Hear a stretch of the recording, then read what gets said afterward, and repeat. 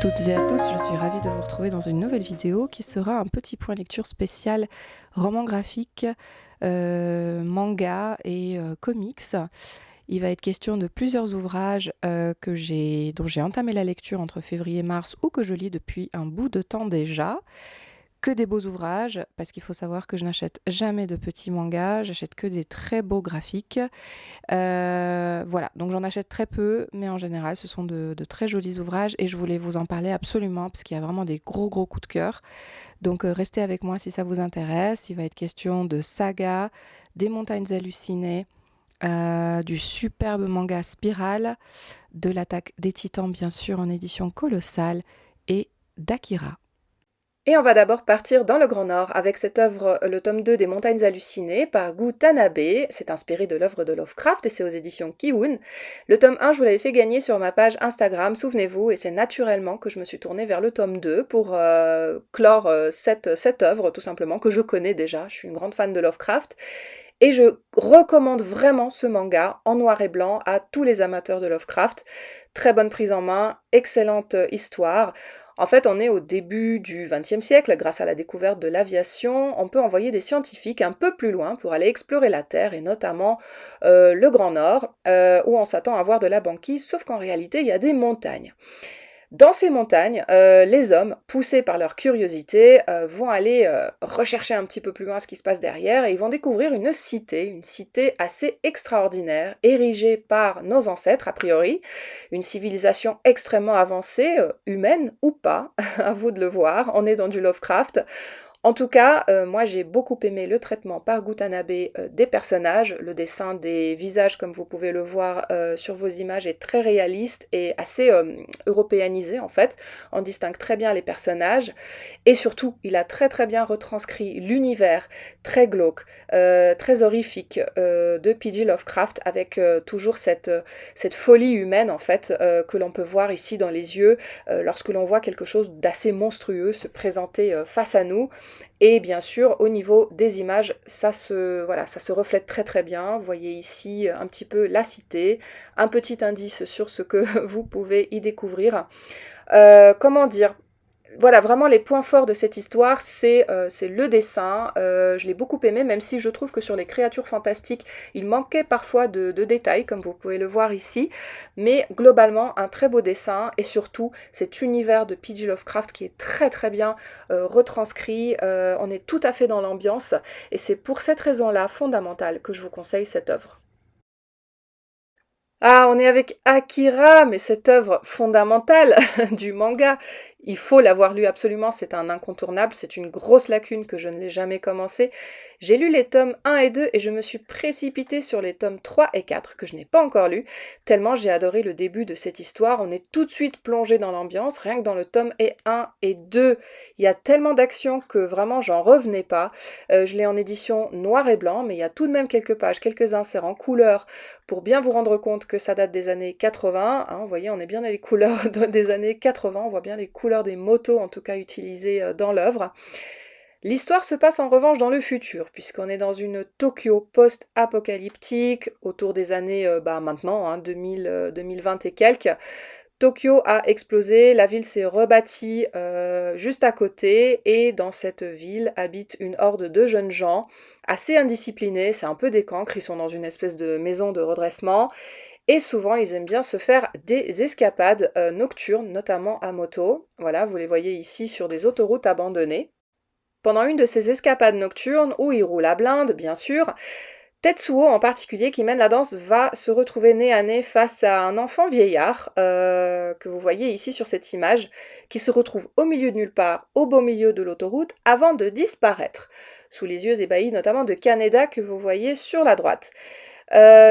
Tetsuo va être emmené à l'hôpital par l'armée et ses camarades n'auront pas de nouvelles de lui. Ils vont d'ailleurs se faire remonter les bretelles par le directeur de l'établissement.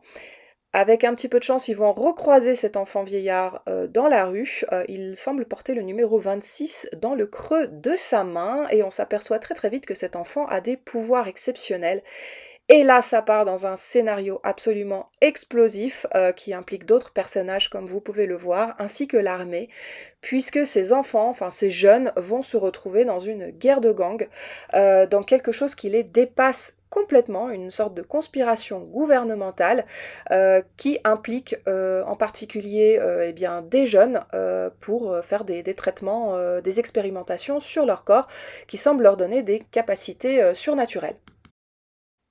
Tetsuo ne va pas sortir indemne de cette histoire, en tout cas de l'hôpital. Il semble avoir beaucoup changé. Et Dami, Tetsuo et Kaneda vont devenir de véritables ennemis. Ils vont se faire face dans de nombreux combats.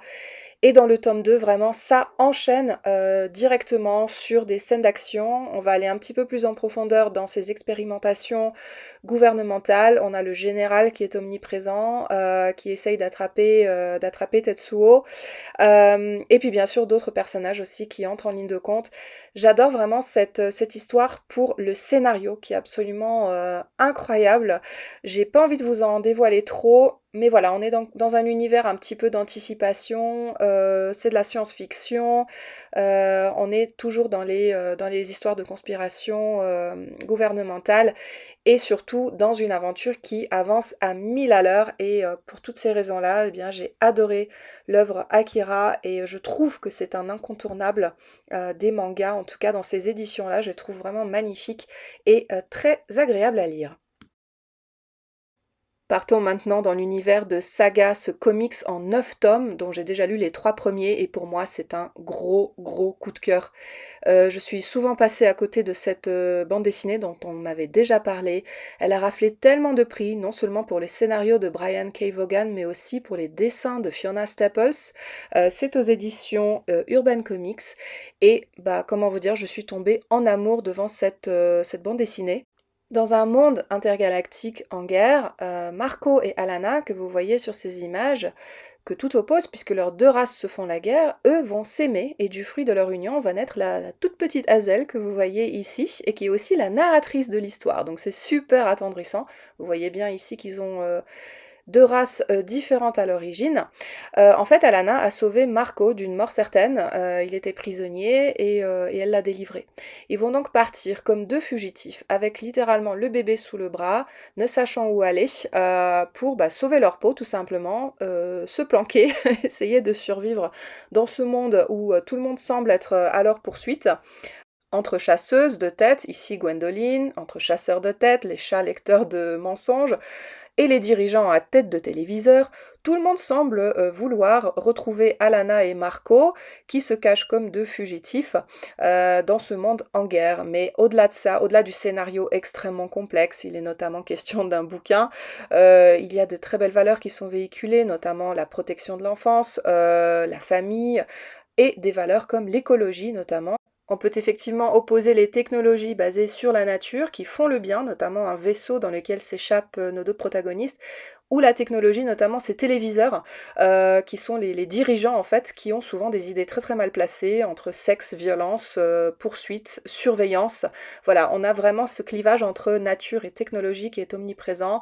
C'est sexy, c'est beau, c'est super bien dessiné, le scénario est extraordinaire et surtout c'est drôle aussi. On retrouve notamment deux journalistes aussi qui m'ont vraiment pris beaucoup d'affection.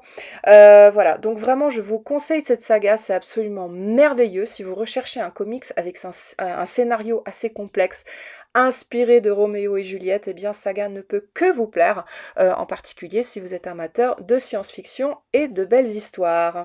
Une autre saga que j'aime énormément et dans laquelle je suis beaucoup plus avancée puisque j'en suis au tome 6 et 7, le tome 12 vient de paraître, c'est L'attaque des titans, dans l'édition Colossale, aux éditions Pika, de Hajime Isayama. Donc je ne présente plus L'attaque des titans qui est assez connue et on m'a conseillé cette aventure il y a déjà un moment de cela et c'est une œuvre que j'aime beaucoup lire au fur et à mesure de temps en temps.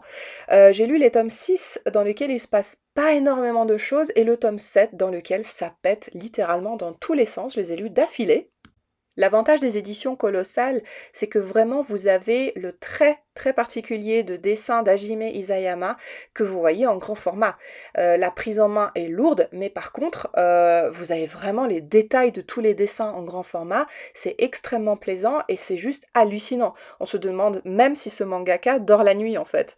Les dessins sont ultra précis et cela fait des années déjà que je lis cette série en édition colossale. C'est un vrai plaisir de lecture, même si chaque volume pèse un âne mort. Et vous avez vraiment les dessins qui sont extraordinaires, autant dans les visages, dans les personnages que dans les scènes de combat, comme vous allez le voir sur les planches. Cette série a également été adaptée en version télévisuelle, donc comme ça, si vous voulez les visionner, je crois que vous pouvez les voir gratuitement sur YouTube. D'ailleurs, moi-même, je vais me lancer très bientôt dans le visionnage de cette série. Alors, de quoi ça parle? On est dans une cité qui est enclavée par des murs, où la population est obligée de se terrer parce qu'elle est régulièrement en proie à des attaques de titans plus ou moins géants. Ça peut aller de 2 mètres jusqu'à une vingtaine, une trentaine de mètres de haut. Vous en voyez quelques-uns ici sur ces images. Donc les humains sont obligés de se défendre. Ils s'organisent en factions, comme vous pouvez le voir ici, ils sont armés, ils sont équipés. Et dans les premiers tomes de la saga, on a affaire à des tomes assez techniques, assez stratégiques, sur les tactiques de défense justement des humains contre les assauts répétés des titans géants. Donc effectivement, les 2 premiers tomes sont assez détaillés sur les tactiques d'approche, notamment ici vous voyez un humain qui s'attaque à la base de la nuque de la créature parce que c'est leur point sensible et ils s'organisent, ils font des espèces de voltiges, ils ont des techniques voilà, pour s'attaquer aux titans dans des combats vraiment disproportionnés, les créatures étant assez gigantesques avec des visages un peu déformés d'enfants, bébés, et ils ne font que de bouffer les humains, donc forcément l'humanité en a très très peur et c'est vraiment très héroïque, c'est des histoires d'amitié avec Eren, Mikasa, etc. qui combattent ensemble ces créatures abominables, qui ne semblent avoir d'autre intelligence que de vouloir dévorer les humains lors des attaques répétées. Bien sûr, au fil des tomes, vous allez découvrir les dessous de cette histoire à force de flashbacks, d'explications, les liens entre les personnages vont se tisser, mais aussi les dessous de certains personnages vont se révéler, et vous allez en découvrir un petit peu plus sur la véritable nature de ces créatures. Est-ce qu'elles sont aussi bêtes que les premiers tomes le laissent présager? Quelle sera l'issue de l'humanité? En tout cas, c'est une merveilleuse aventure humaine, c'est une merveilleuse lecture et c'est un plaisir, c'est un régal pour les yeux. Regardez, je vous laisse juste admirer la beauté de ces détails du dessin de Hajime Isayama, c'est vraiment extraordinaire quoi. Je vous conseille la lecture de l'Attaque des Titans et en tout cas en édition colossale pour avoir plus de plaisir de lecture. Et on va se quitter sur une 5e œuvre magnifique. J'ai eu un coup de cœur intersidéral pour cette œuvre qui s'appelle Spirale de Junji Ito. On est chez Delcourt Tonkam qui a réédité cet ouvrage en édition vraiment noir et blanc, intégrale, avec une magnifique couverture. Je vais vous enlever la jaquette dans un instant. J'ai eu un coup de cœur intersidéral pour cet ouvrage qui est gore. Ok, je lis pas du gore d'habitude, mais là, c'est pas du gore pour faire du gore, c'est au service d'une très belle histoire, de très beaux sentiments. Et voilà, sous forme de 18 chapitres, vous allez passer en revue la déchéance d'une petite ville japonaise en proie à des spirales maléfiques. Donc on est dans la petite ville de Kurozu, une petite ville japonaise, côtière, avec ce personnage de Kyrie, qui est une très jolie jeune femme qui fait ses études là. Elle a un petit ami également, et ce petit ami la met en garde et lui dit écoute, dans le village, il semblerait qu'il se passe des choses un peu bizarres, il y a des spirales un petit peu partout, et mon papa est en train de perdre la boule. Littéralement, il devient violent, il fabrique des spirales un peu partout, il s'enferme dans sa piaule avec des objets qui ont la forme de spirale, et il semblerait que lui-même commence également à se transformer tout doucement en spirale. Donc il y a déjà une situation assez nouvelle, assez effrayante au niveau du village qui est en train de se passer. Et à la mort du papa pendant l'enterrement par crémation, la fumée de crémation semble retomber dans le lac, elle prend au passage un visage humain, et c'est petit à petit d'autres habitants de la ville qui vont commencer à faire des choses extrêmement étranges en rapport avec les spirales. après la mort du papa de Shuichi, c'est le papa de Kyrie à son tour qui commence à faire des choses étranges avec ses poteries en forme de spirale. Kyrie est excessivement inquiète. Le phénomène touche tout d'abord des cas isolés, hein, notamment des camarades de classe qui se transforment en limaçons. Et puis petit à petit, le phénomène semble prendre de plus en plus d'ampleur, notamment auprès des femmes enceintes. Et comment vous dire, j'ai essayé de ne pas vous mettre les images les plus, les plus choquantes, mais c'est assez dégueulasse. Là, on est vraiment dans du gore. Voilà, donc vous allez petit à petit hein, découvrir un petit peu les dessous hein, de cette ville qui commence à aspirer un peu toute cette population dans ce phénomène d'attraction hein, lié aux spirales. Et c'est vraiment toute la ville qui commence à devenir l'ennemi de la population. On est un peu dans un univers avec une fin un développement et une fin à la Stephen King, les personnages. Vraiment, l'univers m'a un petit peu fait penser à du Stephen King, mais en version beaucoup plus gore. C'est hyper intéressant. Vous-même, vous êtes aspiré dans ce phénomène de spirale qui fait ressurgir en l'humain ce qu'il y a de plus moche en lui. Pour moi, c'est un véritable coup de cœur. Je vous le conseille à 1000%. Et puis, lorsque vous allez découvrir tout à la fin, lors du développement écrit, les explications liées au message qu'il y a derrière, message politique qu'il y a derrière cette œuvre. Si vous me connaissez bien, vous savez pourquoi j'y suis sensible et vous comprendrez pourquoi j'ai autant aimé Spirale. C'est un gros coup de cœur, je vous le recommande 1000 fois. Voilà, j'espère que cette vidéo vous aura plu, que les ouvrages que je vous ai présentés vous auront intéressé.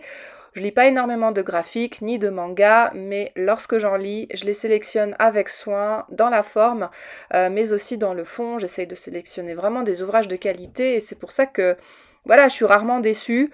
Je ne peux que vous conseiller toutes ces lectures, sauf peut-être la première qui est vraiment plus pour les experts, on va dire, de Lovecraft, et encore, sincèrement, et encore. Voilà, je vous conseille infiniment Spirale, l'Attaque des Titans, également Saga, qui est magique, et Akira, là c'est carrément un classique. Voilà, j'espère que cette vidéo vous aura plu, n'hésitez pas à vous abonner à ma chaîne, à aller jeter un petit coup d'œil sur Instagram, où j'ai déjà chroniqué tous ces ouvrages, enfin certains d'entre eux. Et puis pour ma part, je vous retrouve dans une prochaine vidéo qui sera un point lecture spécial thriller. À bientôt!